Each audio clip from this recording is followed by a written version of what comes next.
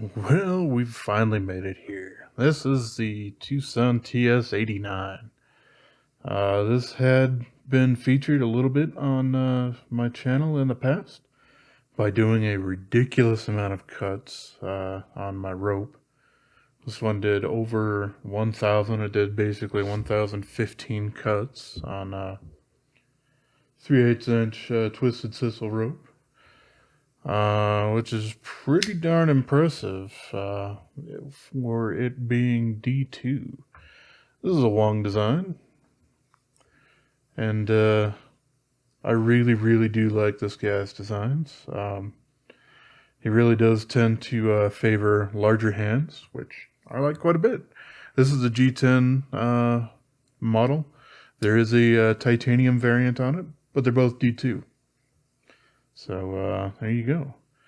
Next up, this guy's actually got a little titanium milled pocket clip there. Only one screw, which isn't my favorite exactly, but it does actually bury deep into the G10 and into the barrel there that holds it through there. This guy has quite the interesting blade shape going on there. I guess it drops a very little tiny itty bitty amount there. But with that kind of interesting swedge going there on the top, it almost looks more like a spear point, even though it's got a lot of belly. Either way, it's fairly neutral in the handle. You got a couple of finger sort of things there that it just falls into super nicely. I love everything about that. We got some jimping up top here. You know, not super aggressive, but certainly enough to hold your hand, or yeah, you know what I mean. And the reverse grip does a pretty good job there as well. And it's got a decent place for your thumb if, you like that whole hammer grip kind of thing. It's not my thing, but some people do use it for different purposes than I do. I have put a bit of a different edge on here since I did the first cutting. This is with the Worksharp Precision edge, so it's an actual V shape. It's not convex like it was, and I do plan on at some point kind of going back and doing a little bit more cutting with this and see what kind of difference the V edge has over the convex. Man, I was just strange. I kept thinking convex or a concave. And I'm like, no, it's not a hologram. That would be really crazy to do on a knife. But yeah, we got a really nice detent here. Flipper tabs, it's pretty muted and small, all things being considered. And very crisp. You got a full iron there, so yeah. I mean, your balance point is basically just shy of the tip here, so it feels super comfortable in those two fingers that you will be using for the grippage there. And the liner doesn't have any jimping or scallops or anything like that, but you do have plenty of access to it because it's not symmetrical there, so super easy to close this guy up. One thing I'm not super keen on myself is kind of the topographical sort of thing going here on the top. I wouldn't mind it just being just kind of rounded over or whatnot. At some point, I think I might try to do that a little bit. I wouldn't try to round this one over because it would actually change the flipping sort of thing. But I do kind of want to round this stuff off. I will probably, for that, actually take the blade out, put the pivot back in, and then take it to my belt sander or whatnot to kind of break that down. Just because I'd like to see that. And yeah, you certainly do need to use a respirator if you're going to be grinding on G10, because you know, it's got fibrous materials that they do some pretty gnarly things if you inhale them. So yeah, certainly keep your caution up there. And yeah, you can't quite get to that blade tip, but you can certainly see it there in the end. So yeah, it's perfectly captured in there. All right. So as usual, how about if we take a look on the inside of them?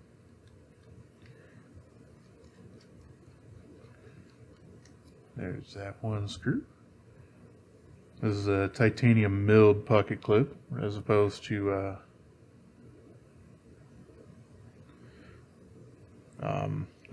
their folded steel ones or whatnot. And let's see if I can. There we go. Grab myself a little. There we go. So yeah, you can see this guy is actually quite deep into the G10, and also attaches to the barrel post there. So it's still not my absolute favorite in the world, but this is a very stable way to mount a clip with one screw. So there you go. And yeah, we got the other side here. We got a little bit of a free spin and pivot, but had a little bit of pressure from your index finger on the other side. This guy comes right off. And yeah, you can see there's quite a bit of contouring going on in the G10. And here we can also see that we have a blade stop in the blade rather than mounted in the liners. But this one has it fully caged rather than having the top open, which I do appreciate quite a bit. This one in particular, I want to basically yank the blade out here because, yeah, this post can prove to be just a little bit difficult to, there we go, wiggle them on off here. And yeah, you can see we have a D notch on this piece. And that's fine and all, but the actual liners are notch agnostic, shall we say. So this is just basically kind of a modified and newer version of their pivot that does allow for D-shape stuff going on there. I do kind of personally prefer when a D-shaped pivot is fully shaved down rather than just the end notch there. Just makes it a little bit easier because once you secured it on that side, you know that's where it's supposed to be when you put it back together. But that doesn't really affect any of the functionality of the knife. It just affects the weirdos like me who like to take them apart and whatnot. So yeah, we got the little G10 spacer kind of thing. There's a spacer that the clip screws into. And we have a freestanding peg there that's basically used as a little lanyard loop sort of thing. Keeps it nice and out of the way. Keeps the lines nice and clean on the knife. Without totally giving the middle finger to all of those 20 or 30 people who actually use lanyards. I don't know. For me, I would think, for the most part, if you're using a lanyard, you might as well just carry a fixed blade on you, because at that point you're adding that much length. You might as well have the structural stability of that, but I don't know. That's just kind of my opinion there. And then yeah, as usual, we got the reverse detent track that they're certainly known for putting in there. But yeah, there's a lot to like about this knife. And like I said, this thing is D-shape agnostic, so I'll just throw that on there whichever way I feel like.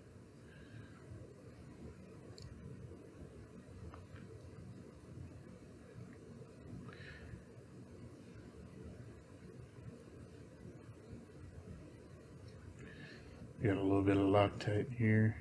I can easily clear that out. There we go.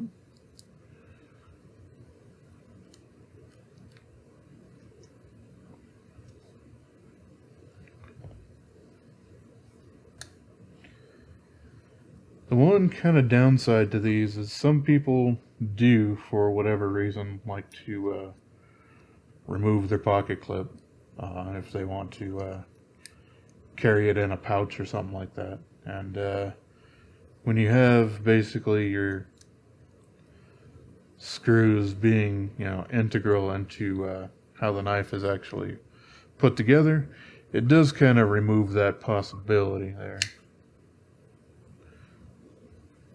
Yeah, this guy is super rock solid. I could probably back off on the pivot a little bit. Not that much.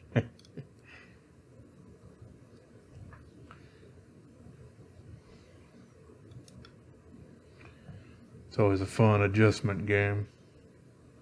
I always like to get it just tight enough that I don't have any blade play, but avoid just cranking it down all the way. But yeah, there we go.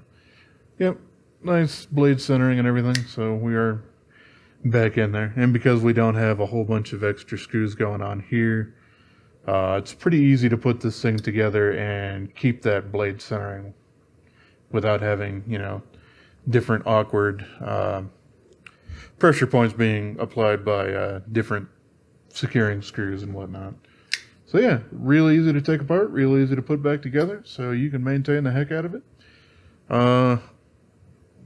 I like this guy quite a bit. It isn't exactly the easiest thing to get in and out, into your pocket. It's easy enough to get out, but it does have a bit of a lip here, but it's going into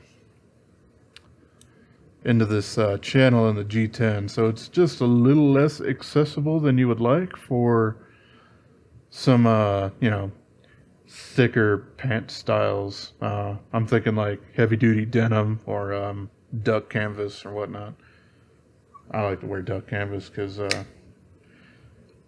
makes it really hard to put holes in it so they last forever. And once you wash them for several months, they actually start being comfortable instead of feeling like you're wearing a giant plastic sheet or whatnot. But yeah, I don't know. That's neither here nor there. But it's easy enough to get in and out of the pocket. But the super thick pant or pockets are a little bit more difficult to get there. That's about the only downside I can really say to this thing. A lot of nice contouring going on in the G10. It's nice and thick, so it fills the hand super good. The only thing that I would say was kind of annoying, and it basically plagues almost any liner lock these days. I say almost because it doesn't necessarily affect front flippers quite as much. But when I am doing the rope cutting, I'm using basically a pinch cut or a pinch grip kind of thing here, where I have my index finger kind of secured around here so I can get that in the front and down kind of position very easily.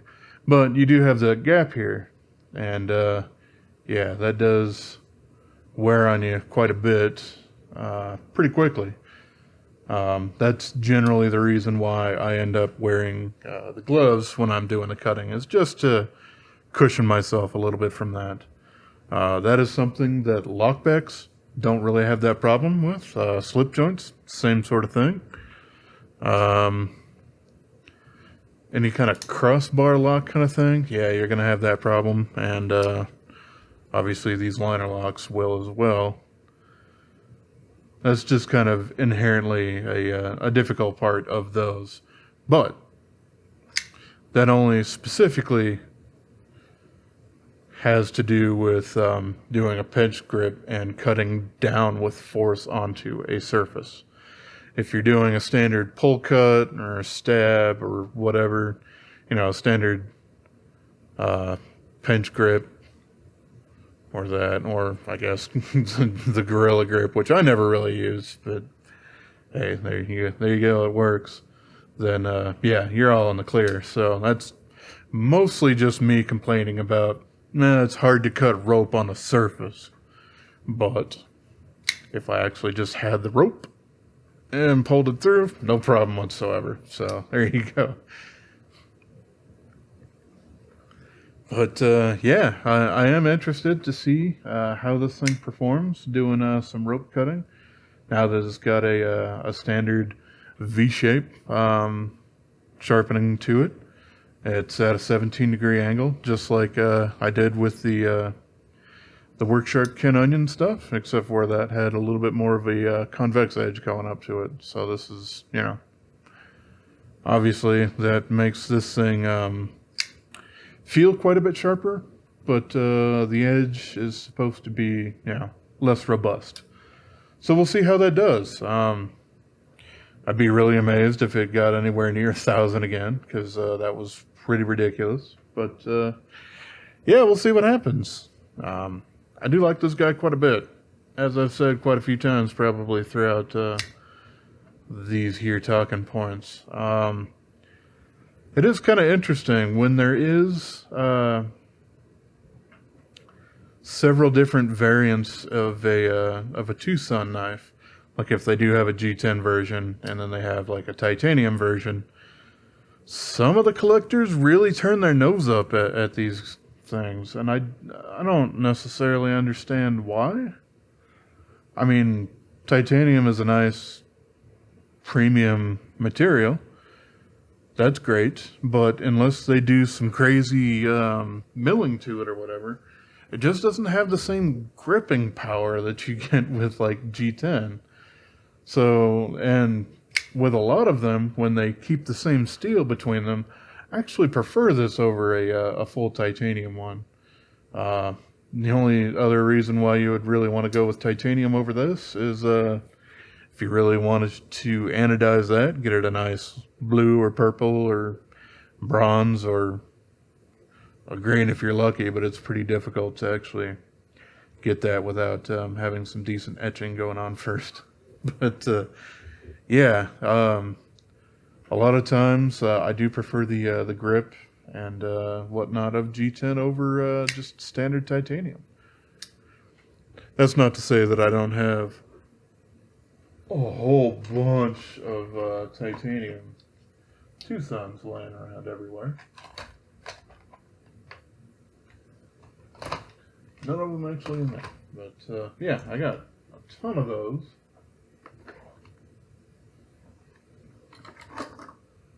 And there you go.